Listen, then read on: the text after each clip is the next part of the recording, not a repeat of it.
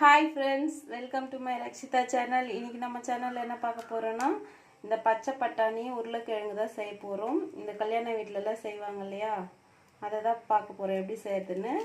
வாங்க அதுக்கு தேவையான பொருட்கள் என்னென்னு பார்க்கலாம். நான் வந்து ஃப்ரெஷ்ஷான பச்சை பட்டாணி எடுத்து வச்சுருக்கேன். உங்கள்கிட்ட ஃப்ரெஷ்ஷாக கிடைக்கலன்னா நீங்கள் வாங்கிட்டு வந்து ஊற வச்சுருங்க. நைட்டே ஊற வச்சுட்டு காலையில் செய்கிற மாதிரி இருந்தால் நைட்டு ஊற வச்சுருங்க. சாயந்தரம் செய்கிற மாதிரி இருந்தால் காலையில் ஊற வச்சுருங்க, சரியாக இருக்கும். ஊற வச்சு எடுத்துக்கோங்க. ஃப்ரெஷ்ஷாக கச்சா ஃப்ரெஷ்ஷாக எடுத்துக்கோங்க.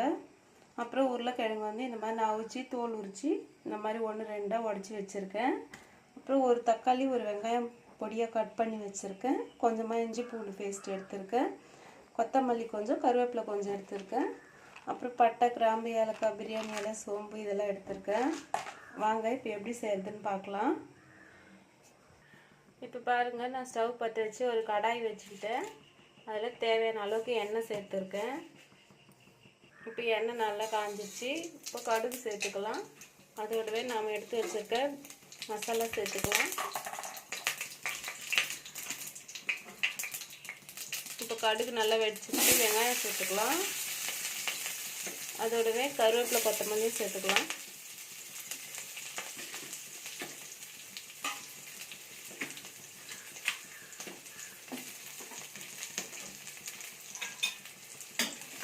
சேர்த்து நல்லா வதக்கிக்கலாம். இப்போ பாருங்கள், வெங்காயம் நல்லா வதங்கிடுச்சு. இப்போ தக்காளி சேர்த்துக்கலாம்.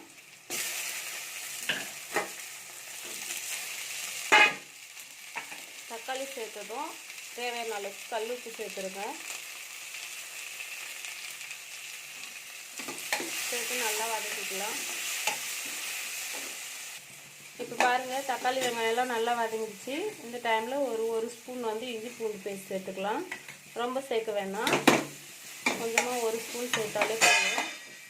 இஞ்சி பூண்டு இது சேர்த்ததுக்கு அப்புறமா சிம்மில் வச்சுருங்க, இல்லைன்னா அடி பிடிச்சிரும்.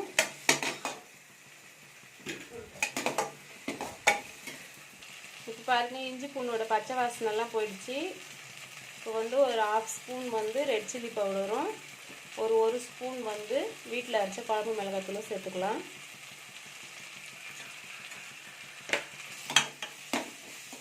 சேர்த்து மிக்ஸ் பண்ணிக்கலாம்.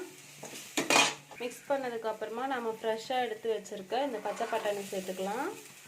அதோடவே நம்ம உருளைக்கிழங்கையும் சேர்த்துக்கலாம். சேர்த்து ஒரு முறை நல்லா மிக்ஸ் பண்ணிக்கோங்க. மிக்ஸ் பண்ணிவிட்டு தேவையான அளவு தண்ணி சேர்த்துக்கோங்க.